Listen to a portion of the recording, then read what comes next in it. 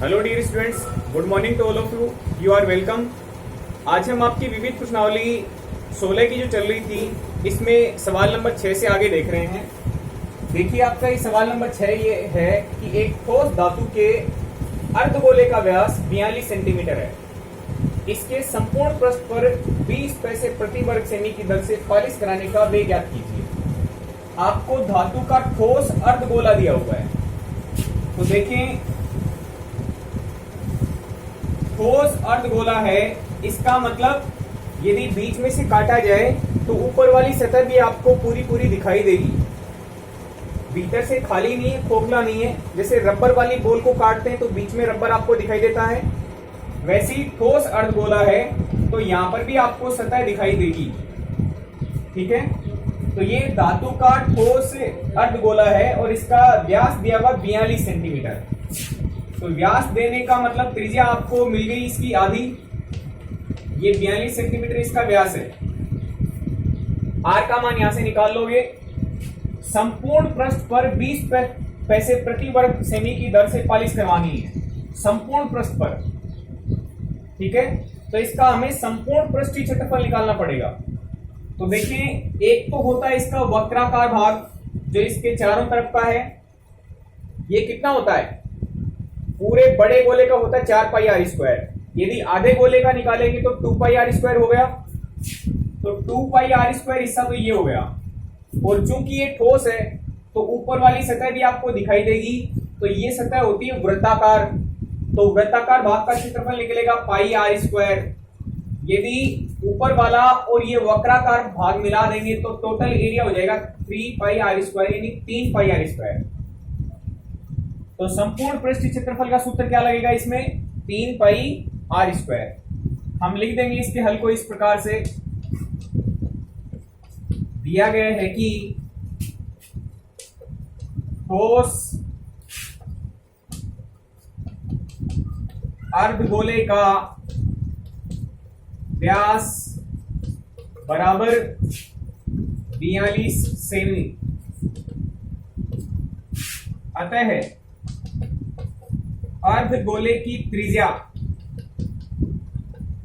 इसका मान हो जाएगा 42/2 यानी 21 सेंटीमीटर। आपको आर का मान मिल गया। अब संपूर्ण पृष्ठीय क्षेत्रफल निकाल लेंगे। अब इसका संपूर्ण पृष्ठीय क्षेत्रफल, संपूर्ण पृष्ठीय क्षेत्रफल होता है 3 पाई आर स्क्वायर। इसमें हम मान रख देंगे, ये 3 गुणा पाई का मान 22/7 गुणा आर का स्क्वायर मतलब 21 गुणा 21 बन जाएगा। 7 के पाड़े से इसको काट दोगे, 7 की 21 बन गया। ये बनेगा आपका 3 गुणा 3 यानी 9, 9 गुणा 22 गुणा 21, 9 गुणा 22 गुणा 21। इसका मान आप निकालेंगे। तो पहले तो 21 गुणा 22 कर लेते हैं, 462। फिर 9 से गुणा कर लेते हैं। पहले 21 गुणा 22 कर लेते, ये बनेगा 462। फिर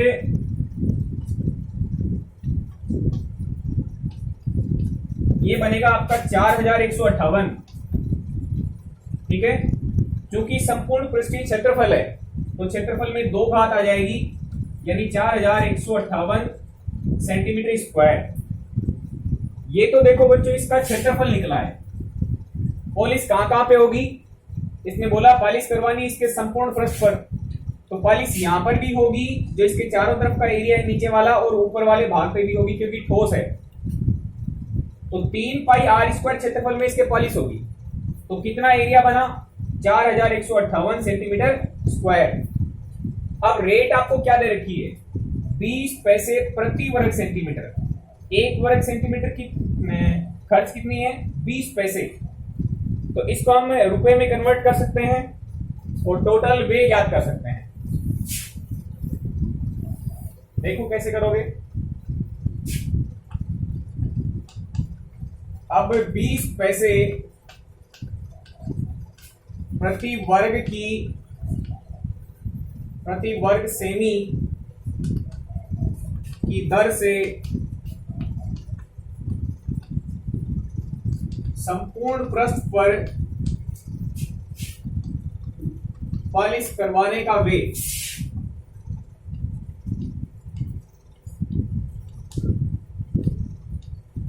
हम रेट को गुणा कर देंगे एरिया से। रेट 20 पैसे प्रति वर्ग सेमी की है और एरिया इतना है, तो रेट गुणा एरिया 4158। लेकिन रेट आपकी पैसे में दी हुई है, तो इसको रुपए में बदलने के लिए 100 से भाग दे देंगे। रुपए को पैसे में बदलते हैं तो 100 से गुणा करते हैं, पैसे को रुपए में बदल रहे हो तो 100 से भाग दोगे, तो इतने रुपए निकल के आ जाएंगे। आप देखेंगे इसका मान आ रहा आपका 831 रुपए और 60 पैसे। यह आपका टोटल खर्चा हो जाएगा। ओके स्टूडेंट्स, तो ये था आपका सवाल नंबर 6। इस तरीके से आपको इसको लिखना है।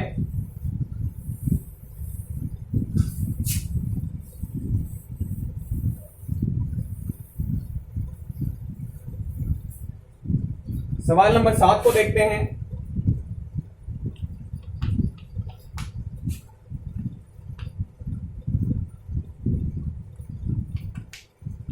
एक शंकु,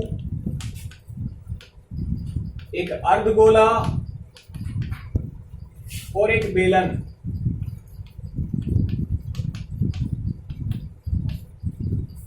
एक ही आधार और ऊंचाई पर बने हैं।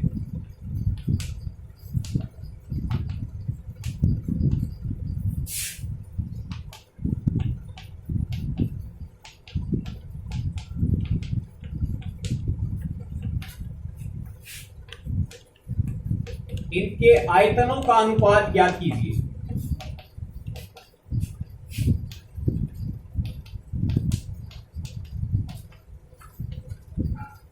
देखिएगा, ये आपका सवाल है। इसने बोला एक शंकु, एक अर्धगोला और एक बेलन, ये तीन आपको आकृतियां दी गई हैं। ये तीनों एक ही आधार और एक ही ऊंचाई पर बने हुए हैं। इसका मतलब क्या है कि आधार और ऊंचाई सेम है।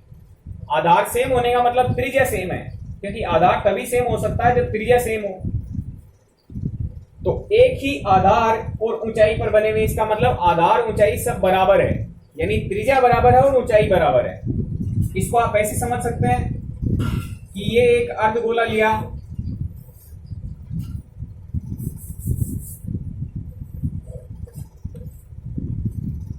इसकी ये त्रिज्या होगी और इसकी यदि ऊंचाई देखें तो ये इसकी ऊंचाई होगी।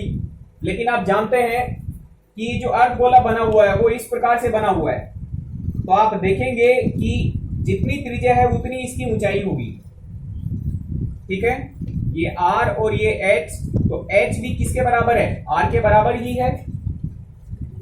एक ही आधार और एक ही ऊंचाई पर बने हुए, इसका मतलब क्या है? देखो, ये कुछ इस टाइप से समझा जा सकता है।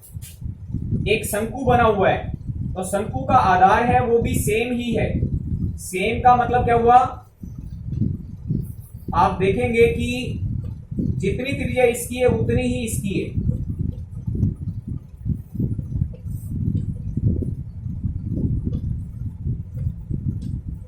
ठीक है, जितनी त्रिज्या इसकी है उतनी ही त्रिज्या इसकी है। इसकी ऊंचाई है वो भी त्रिज्या के बराबर, इसका मतलब इसकी ऊंचाई भी r के बराबर हो गई, यानी इसकी शंकु की ऊंचाई भी r के बराबर है। फिर एक बेलन दिया हुआ है, तो बेलन भी इसी टाइप का है।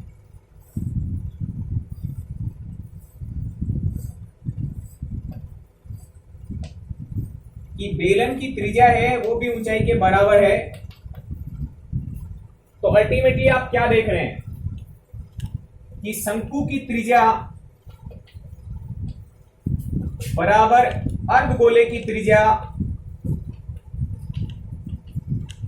बराबर बेलन की त्रिज्या बराबर ऊंचाई। किस किस की ऊंचाई? शंकु की ऊंचाई, बेलन की ऊंचाई, और ये आपके अर्धगोले की ऊंचाई के भी बराबर है। लेकिन अर्धगोले में ऊंचाई नहीं देखी जाती है, वो त्रिज्या के बराबर ही हो जाती है, तो हमें h अर्धगोले के लिए नहीं लिख रहे हैं। ठीक है, तो हम ये लिख देंगे कि प्रश्नानुसार ये हमें दिया हुआ है कि एक ही आधार और ऊंचाई पर बने हुए, इसका मतलब शंकु की त्रिज्या, अर्धगोले की त्रिज्या, बेलन की त्रिज्या, शंकु की ऊंचाई, बेलन की ऊंचाई सब सेम है। ठीक है, अब हमसे क्या पूछा है, इनके आयतनों का अनुपात ज्ञात कीजिए। तो अब हम अनुपात निकालेंगे किस किस का। देखो पहले नाम शंकु है, तो शंकु का आयतन अनुपात अर्धगोले का आयतन, दूसरे नंबर पे अर्धगोला है, तो आप लिखेंगे अर्धगोले का आयतन, और तीसरे नंबर पे बेलन है, तो अनुपात बेलन का आयतन। ये प्रोसेस रहेगी, हमें तीनों का आयतनों का अनुपात निकालना है। शंकु का आयतन आप जानते हैं, शंकु का आयतन होता है 1/3 पाई आर स्क्वायर एच। आर किसकी, शंकु की लेनी है, ऊंचाई भी शंकु की लेनी है, अनुपात देखना है अर्धगोले का आयतन। तो अर्धगोले का आयतन होता है 2/3 पाई आर क्यूब। आर किसकी, अर्धगोले की। अनुपात देखना है बेलन का आयतन, तो बेलन का आयतन होता है पाई आर स्क्वायर एच। आर बेलन की काम में लेनी है, एच भी बेलन की काम में लेनी है। ठीक है, अब आप एक बात सोचें, आर और एच सब सेम है, यानी इनकी सभी की त्रिज्या और ऊंचाई सब बराबर हैं, तो मैं यहां से फिगर से ये देख रहा हूं कि आर और एच दोनों बराबर ही हैं, चाहे किसी की भी हो।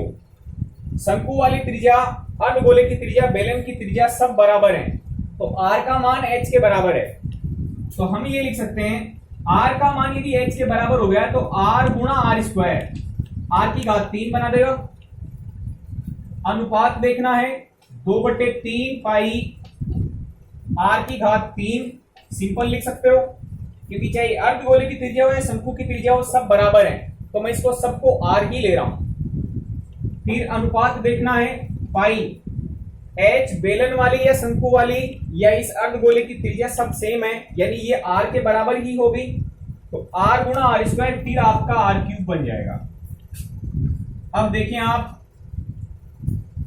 सभी अनुपातों को भिन्न की बजाय सीधे अनुपात में लाने के लिए, जैसे ऐसे होता है ना 2:3:5, तो ऐसे अनुपात लाने के लिए इसको भाग देंगे या गुणा करेंगे।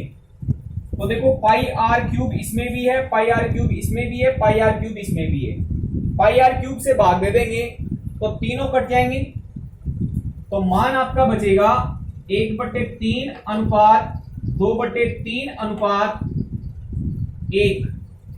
क्योंकि इसमें भाग दोगे तो एक बात तो भाग जाएगा ही, 5/5 करोगे तो एक तो आएगा ही, तो पाई आर क्यूब बटे पाई आर क्यूब करने से क्या माना जाएगा, 1। 1/3 अनुपात 2/3 अनुपात 1 हो जाएगा। अभी भी ये भिन्न बनी नहीं है, तो देखो 3 यहाँ पे भाग हो रहा है, तो मैं इस अनुपात को 3 से गुणा कर दूं।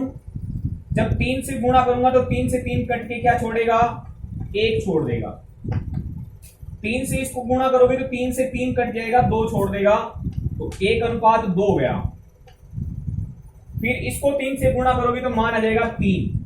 तो देखो स्टूडेंट्स, ये आपका एक स्पेशल आंसर है, 1:2:3। इसका मतलब देखो बड़ा इंपॉर्टेंट है, शंकु का आयतन यदि 1 घन सेंटीमीटर हो तो अर्धगोले का डबल होगा, 2 घन सेंटीमीटर होगा, और बेलन का कितना होगा, 3 घन सेंटीमीटर। यानी ये 1 गुणा, ये 2 गुणा और ये 3 गुणा। कब, जब आधार और ऊंचाई सेम हो तब। तो ये बड़ी इंपॉर्टेंट बात है, 1:2:3 इनका अनुपात निकल के आ रहा है, यानी इसकी कैपेसिटी है वो शंकु वाले से इसकी डबल, और ये 3 गुणा है। ओके, तो ये आपका इंपॉर्टेंट सवाल था, सवाल नंबर 7। और आगे बढ़ते हैं।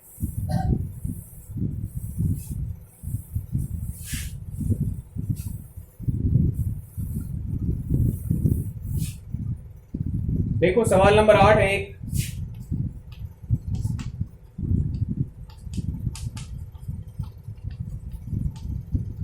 एक ठोस पिंड का बायां भाग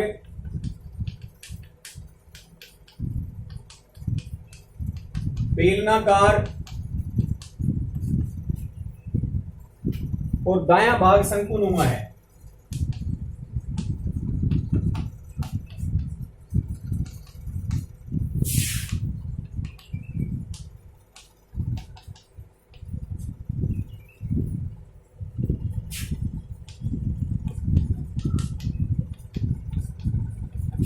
यदि बेलन का व्यास 14 सेंटीमीटर तथा ऊंचाई 40 सेंटीमीटर और शंक्वाकार भाग का व्यास 14 सेमी और ऊंचाई 12 सेमी हो तो ठोस का आयतन ज्ञात कीजिए।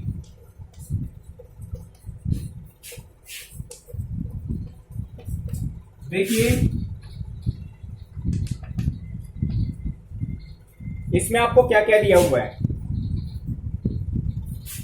ठोस पिंड का बायां भाग बेलनाकार, दायां भाग शंकुनुमा है, यानी एक बड़ा ठोस बना हुआ है और इसका बायां भाग बेलनाकार है।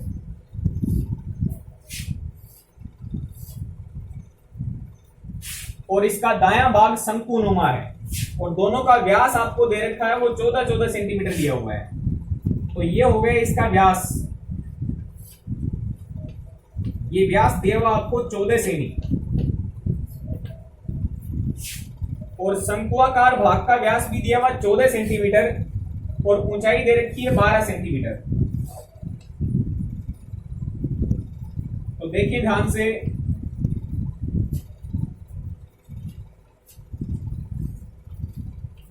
ये शंक्वाकार भाग की ऊंचाई होगी 12 सेंटीमीटर। यदि शंक्वाकार भाग की त्रिज्या निकालें तो ये आ जाएगी 7 सेंटीमीटर। जो बेलनाकार भाग है उसकी लंबाई आपको दे रखी इसमें 40 सेंटीमीटर। ओके स्टूडेंट्स, तो आपको इसका सारे ठोस का आयतन याद करना है। तो इस ठोस में दो भाग हैं, पहला भाग बेलनाकार भाग है, दूसरा भाग शंक्वाकार भाग है। तो इसका कुल आयतन हमें ज्ञात करना है। ठीक है, ये आपका सवाल हो गया। इसने बोल दिया ठोस का पूरे का आयतन ज्ञात कीजिए। तो पूरे की कैपेसिटी कैसे निकालेंगे? दोनों भागों की कैपेसिटी निकाल के उनको जोड़ देंगे तो पूरे भाग का आयतन आ जाएगा। ठीक है, तो पहले हम इसके हल को लिख देंगे। दिया गया है कि बेलनाकार भाग का व्यास बराबर 14 सेंटीमीटर, अतः आर बेलन, बेलन की त्रिज्या हो जाएगी 14/2 यानी 7 सेंटीमीटर, तथा बेलनाकार भाग की ऊंचाई भी आपको दे रखी है इसमें कितनी, 40 सेंटीमीटर। ये सूचना आपको दे रखी है। एक एक्स्ट्रा और दी हुई है, शंक्वाकार भाग, शंक्वाकार भाग का व्यास ये भी आपको 14 सेमी दिया है। तो इसका मतलब क्या हुआ, शंकु की त्रिज्या 14/2 यानी 7 सेमी आ गई। ये भी दिया है कि शंकु की ऊंचाई यानी h शंकु का मान 12 सेमी है। ओके स्टूडेंट्स, ये फिगर हम साइड में ऊपर बना दें। उसके बाद में क्या करेंगे, इसका पूरे का आयतन ज्ञात करेंगे तो दोनों भागों का आयतन निकाल के जोड़ देंगे तो हमारा पूरे का आयतन निकल आएगा। तो देखो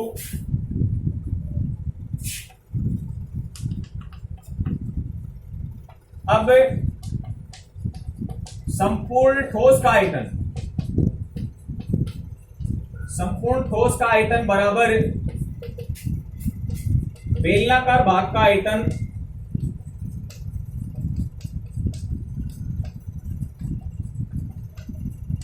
प्लस शंकुआकार भाग का आयतन।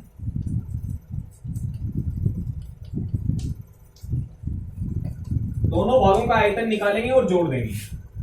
अब देखिए बेलनाकार भाग का आयतन निकालने का सूत्र होता है आपके पास पाई आर स्क्वायर एच। आर किसकी काम में लेनी है, बेलन की, और एच भी बेलन की, प्लस में शंकुआकार भाग का आयतन निकालोगे 1/3 पाई आर स्क्वायर एच। आर किसकी, शंकु की, एच भी किसकी, शंकु की। हम मान रख देंगे, हमारा उत्तर निकल आएगा। पाई का मान 22/7 गुणा आर, बेलन वाली भी त्रिज्या 7 दी हुई है लेकिन ऊंचाई 40 दी हुई है, प्लस में 1/3 गुणा पाई का मान 22/7 गुणा शंकु वाली त्रिज्या भी 7 ही है, तो 7 गुणा 7, और शंकु की ऊंचाई कितनी है 12। देखो 7 से 7 कट गया, 7 से ये 7 कट गया, 3 से इसको काट दोगे 4 बार। अब इनको गुणा कर लेंगे, जोड़ देंगे तो हमारा उत्तर निकल के आ जाएगा। ये बनेगा टोटल आपका 6160, और प्लस में इसका मान बनेगा 616। जब इसको आप सरल करेंगे तो ये मान बन जाएगा आपका 6776, और चूंकि ये आयतन है तो इसमें मान आ जाएगा सेंटीमीटर की घात 3 में। ओके स्टूडेंट्स, इस तरीके से आपको ये सवाल कंप्लीट करने हैं। Thank you very much.